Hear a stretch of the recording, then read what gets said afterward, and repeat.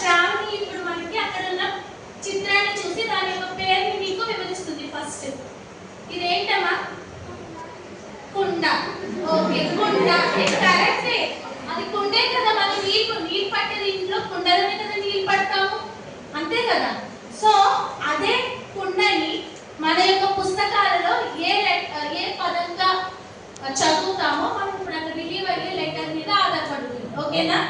ఒకసారి వేరే రిలీవ్ చేయమ్మా. నేను అనేది ఇక్కడ రిలీవ్ చేయరా, ఇది ఓకే. సో ఏముంది? కా. సో ఇప్పుడు ఈ కాని ఇక్కడ పూరించు రాసి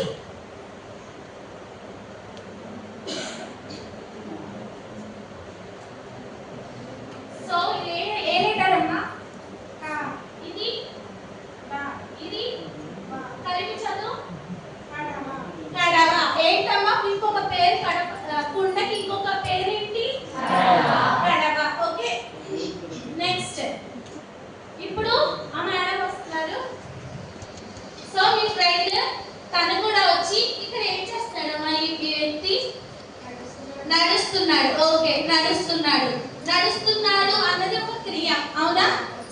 దాని యొక్క పదం ఇక్కడ ఒక లెటర్ రిలీవ్ చేస్తే దాని యొక్క వర్డ్ అనేది రిలీవ్ అవుతుంది. ఒకసారి ఊహించలేదా? కా. సో నా ద కా రాయం అక్కడ ఏర్పడిన పదం ఏంటి?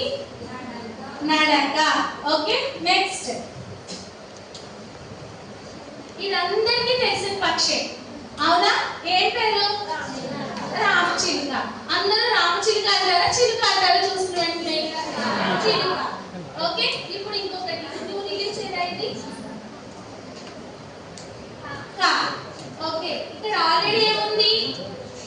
చి లా ప్లస్ దిస్ లెటర్ కా.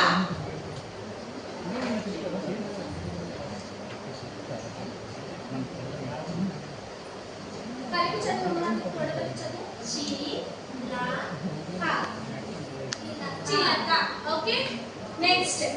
అనదర్ ఫ్రెండ్ మా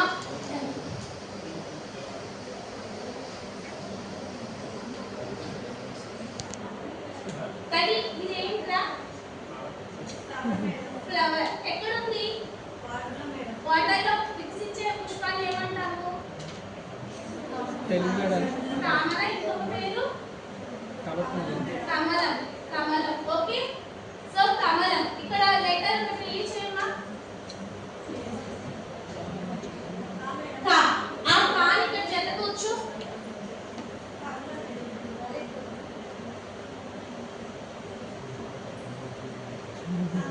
సో వాట్ ఇస్ దట్? కమలం.